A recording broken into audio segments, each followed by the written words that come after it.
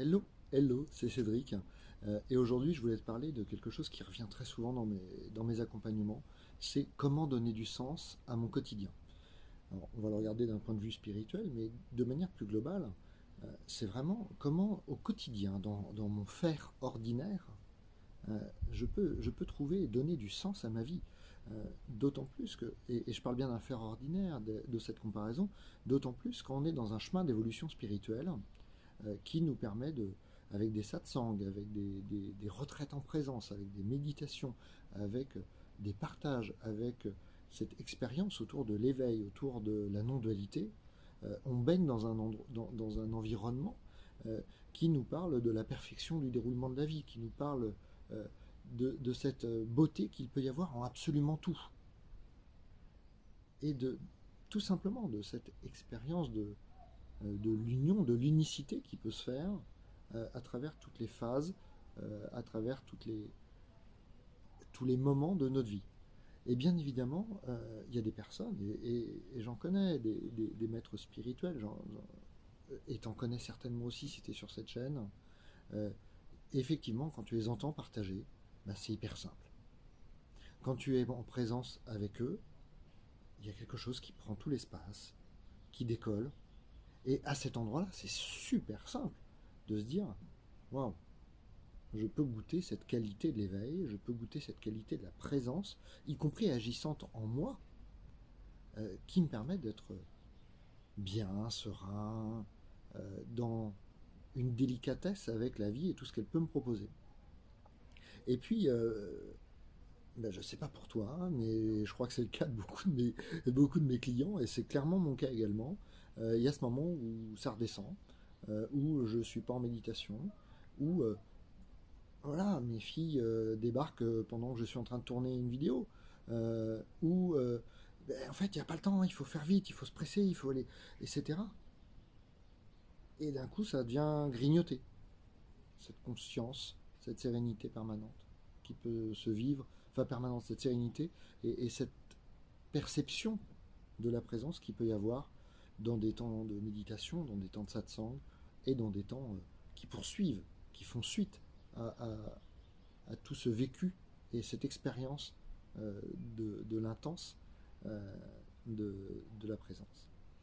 Et là, je parle de sujets du quotidien, mais on peut parler de ton job, on peut parler de la situation politique du pays, avec là, pour l'instant ces élections qui arrivent, mais tous ces jeux du tous ces jeux du monde, de la société, euh, ces histoires de guerre, ces histoires de massacres, ces histoires euh, qu'il y a partout et qui nous touchent, qui nous impactent dans notre quotidien. Et tu vois, donner du sens et garder ce sens dans le quotidien, c'est là que c'est funky en fait. Et je dis funky, mais c'est là que c'est difficile, c'est là que c'est compliqué, c'est là que c'est euh, triste. On peut mettre l'émotion, on peut mettre le vécu qu'on veut derrière ça.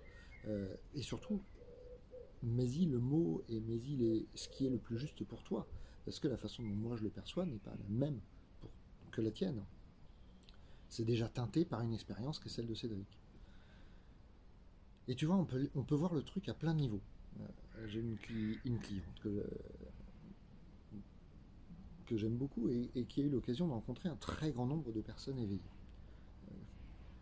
Par jeu, je vais même dire qu'elle a fait une sorte de tour de France des éveillés. Et peut-être un peu au-delà parfois. Et tu vois, quand elle vit un truc extrêmement difficile dans sa vie,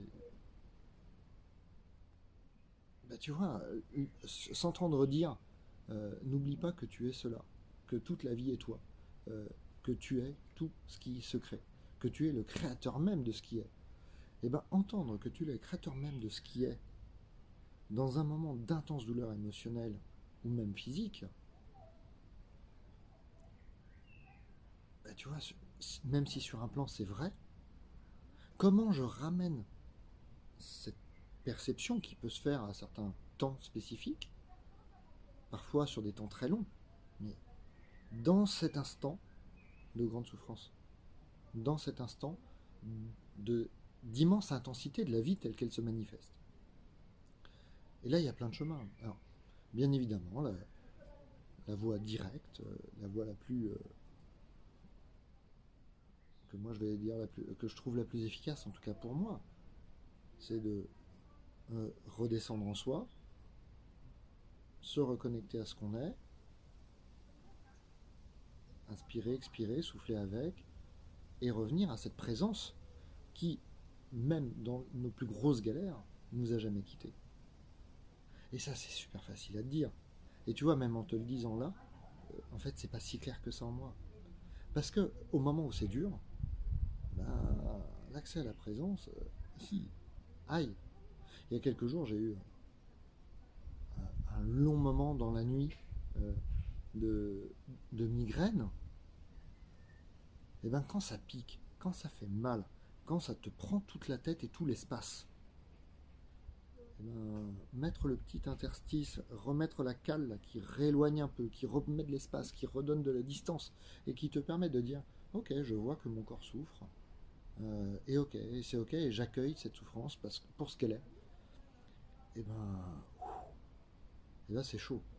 C'est chaud. Et pour tout te dire, moi il m'a fallu attendre 4h30 du matin pour qu'à un moment, ça tombe dans le calme. Un peu comme ça tombe en panne. Ça tombe dans le calme. J'ai rien fait. J'aurais pu aller prendre des produits, j'aurais pu aller prendre quelque chose, mais j'étais même pas en lutte contre, en fait. Je savais que c'était là et que c'était à expérimenter. Et franchement, c'était galère. Et attendre 4h30 du matin pour arriver dans le calme, c'est sportif. Alors bien sûr, on peut dire qu'en ce moment, les énergies s'embrassent, etc., etc. On peut toujours mettre ça sur des choses extérieures. On peut toujours mettre ça à distance, en disant c'est la faute de l'extérieur. Et puis je peux ramener ça à moi en disant ok, je n'avais pas la disponibilité d'accueillir ça, donc qu'est-ce que ça me montre, qu'est-ce que ça m'apprend sur moi à cet instant-là. Ou tout simplement, bah, c'est ça qui est là. Et comme le dit Juliane, que j'aime beaucoup, bah, c'est ça qui est ça. Voilà, c'est là. Donc je peux être avec, sans lutter, juste en étant, en trouvant l'espace pour accueillir ce qui est là. Même si ça fait mal, même si c'est extrêmement douloureux, même si c'est désagréable. Est-ce qu'il y a un sens à avoir mal au crâne et à avoir une migraine qui me défonce? Est-ce que ça a un sens à avoir des soucis relationnels, familiaux, personnels, professionnels? Est-ce que ça a du sens à expérimenter en permanence ou de manière extrêmement intense une difficulté spécifique? Oui et non. Ça a deux sens. Ça a celui de te montrer que tu es encore en résistance quelque part. C'est une façon philosophique, spirituelle de le voir. Ça a un sens de dire bah ça fait partie de l'expérience et donc ça fait partie de l'expérience. Point. Ça fait partie de l'expérience de l'humanité et de mon humanité. Mais tu vois, il y a vraiment cette question est-ce que tout doit avoir un sens? Je sais pas. Est-ce que je dois donner un sens à tout? Ça c'est sûr que non. Ça c'est certain que non. Parce que à partir du moment où je veux trouver un sens, ça devient juste une quête mentale. Ça devient juste un truc là, de mon mental qui tourbillonne là, et qui va tourner en rond pour chercher, soit jusqu'à balancer ça sur l'extérieur, à dire bah, c'est la faute de l'autre. Parce que, attends, c'est quand même pas ma faute, moi je fais ce qu'il faut. Je médite, ouais, ok, parfois. Mais je fais de l'exercice, ok, parfois. Je fais des trucs, parfois. Et puis, ou alors je fais pas, et donc c'est de ma faute parce que je fais pas. Et foutons-nous la paix, fous-toi la paix, purée. À nouveau, j'ai cité, hein, mais quand j'écoute Marion et Gérard et que Gérard a dit fous-toi la paix, bah ouais, fous-toi la paix. T'as pas à trouver un sens sur tout. Par contre, ce que tu peux faire, c'est rencontrer ce qui est en toi. Et c'est chaud, hein, mais te donne l'espace d'accueillir ce qui se passe. Faire la paix avec toi-même, y compris dans ce moment d'extrême difficulté que tu peux expérimenter. Faire la paix en lâchant ce truc qui dit je suis pris, ah j'ai mal. Ok, qui a mal? Non, ok. Qui a mal, ça peut encore être pris par une part spirituelle qui met ça à distance, loin. ou ça peut être juste expérimenter, rester là, dans le corps. Ok, c'est un mal. D'accord. Est-ce que ça a quelque chose à me dire? Tu peux parler à ton corps, tu peux le questionner. Tu auras une réponse ou pas. C'est même pas le sujet. C'est est-ce que je suis ouvert? Est-ce que je suis en capacité, tout simplement, de poser cette question? Est-ce que j'ai l'espace suffisant en moi pour poser cette question? Est-ce que ça a du sens? Est-ce que je dois apprendre? Est-ce qu'il y a quelque chose que je peux apprendre de ça? Ou pas? Et lâcher, en tout cas, de manière ferme et définitive, et c'est là que ça devient exigeant, l'intention de répondre, l'intention d'avoir une réponse pour dire oui, c'est à cause de ça, ou c'est pour ça. Non. Est-ce que je peux vivre avec quoi que ce soit sans me juger, sans juger l'autre, en assumant la totalité de ma part de, on va dire, de souveraineté dans ce que je vis? Je vis ça, point. Ok, est-ce que je peux rester avec ce qui se vit sans chercher à tout prix à donner du sens? Et plus ça se pose en toi, plus ça se pose à l'intérieur, plus finalement cette intensité, elle va se trouver accueillie. Et donc ça n'aura pas forcément un sens verbal de est-ce que cette action, est-ce que ce truc a un sens pour moi? Peut-être que ça va le trouver. Peut-être que ça va être une réponse qui va arriver par un extérieur, soi-disant, en tout cas un extérieur qui vient questionner, qui vient poser des mots. Peut-être que ça va se répondre en guidance intérieure, peut-être que ça va se répondre par tes guides spirituels, peut-être que ça va se répondre par ton corps qui va manifester quelque chose. Peut-être que ça ne va pas se répondre. Est-ce que c'est grave? Et là, je parle du sens de ce qui m'arrive. En tout cas, dans cet instant où je vis une expérience et il se passe quelque chose. Le sens, il se pose essentiellement à cet endroit-là. Après, on pourrait dire, il faut que ta mission de vie. Alors, voilà. J'ai une vidéo sur la chaîne qui parle de la mission de vie. Si je retrouve comment faire, je mettrai une petite vignette par là ou par là, enfin un petit lien. Mais le sens en tant que tel, est-ce que les choses doivent avoir un sens? Peut-être, peut-être pas. Mais en tout cas, qu'est-ce qui s'expérimente? De quel endroit j'expérimente les choses? Est-ce que je l'expérimente d'un endroit qui me juge, qui me condamne, qui veut en faire quelque chose? Ou est-ce que je le vis juste d'un endroit qui expérimente en accueillant tout ce qui s'expérimente? Je pourrais dire sur un même plan, je pourrais dire de la même façon. Mais finalement, c'est un peu ça. De quel espace j'expérimente les choses? De quel espace je suis nourri de l'expérience qu'est la vie? Et si je suis en mesure d'accueillir ça, et moi je ne le suis pas tout le temps, loin de là. Loin de là. Mais, et de manière complètement... voilà. Ça se passe régulièrement, à des instants précis, dans des temps précis, dans des configurations précises, je me rends compte que ça se passe. Et puis à d'autres endroits, notamment quand c'est très en prise avec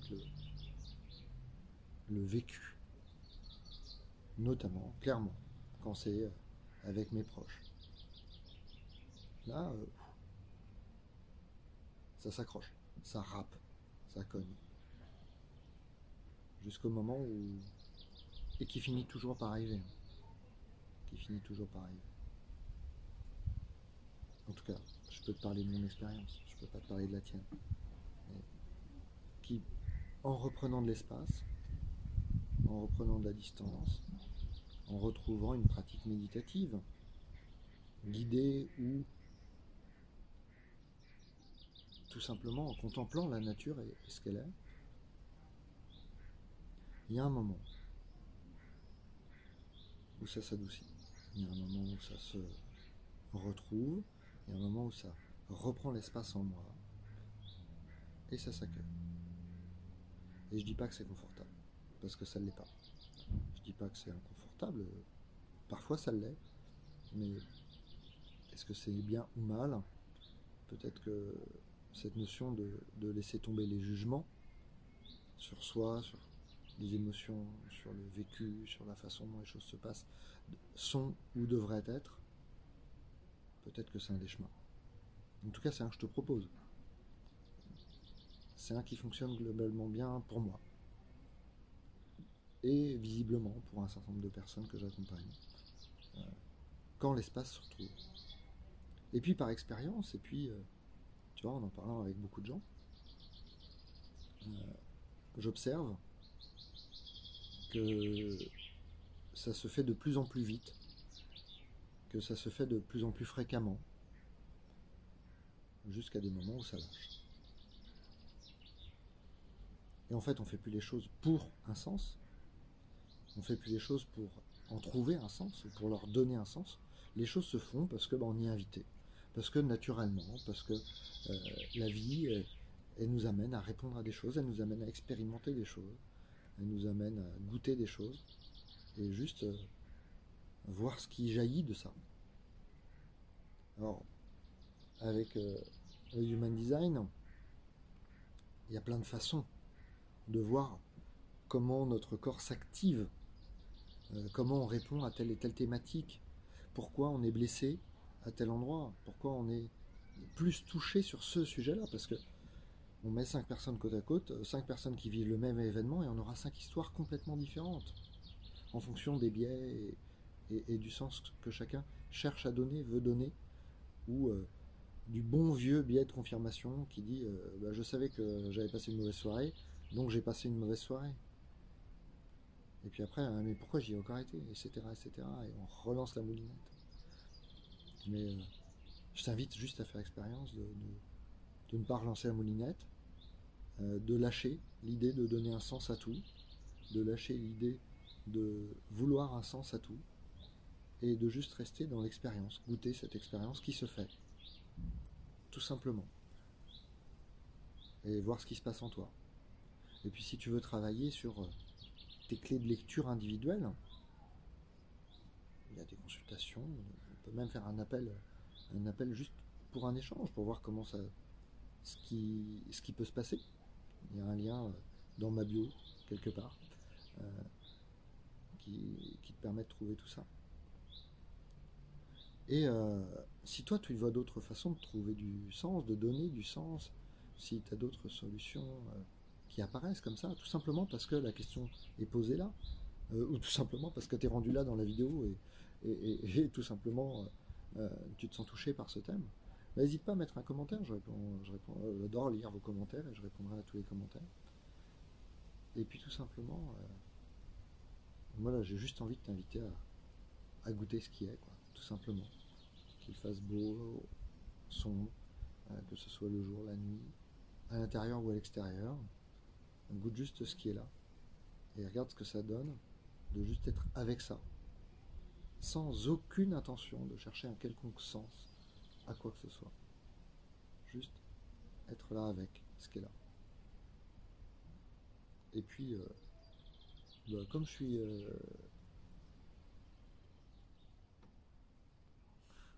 tu vois, juste à goûter cette joie. Je veux juste te dire que moi ça me fait super plaisir d'être là, tout de suite, maintenant. En tout cas, je sens de la joie dans mon corps. Et j'ai juste envie de te partager. Et puis, regarde ce qui se passe en toi maintenant, en fait. Et pas en toi dans l'attente de quoi que ce soit d'autre. Ou en regardant le passé derrière toi. Ouais, mais si. Non, stop. Reviens maintenant. Goûte comment c'est maintenant. Et goûte peut-être juste comment c'est maintenant, à ce moment-là de la vidéo. Tu fais pause et tu regardes. Et pourquoi pas, tu le mets en commentaire. Si t'en as le goût, si t'en as l'élan. Et puis moi je te dis à très bientôt. Et juste goûter cette présence en lâchant toute cette idée, toute cette nécessité de mettre un sens à tout. Parce qu'il n'y a pas besoin. Parce que c'est vraiment pas le sujet. et ça ne l'a jamais été. À très bientôt.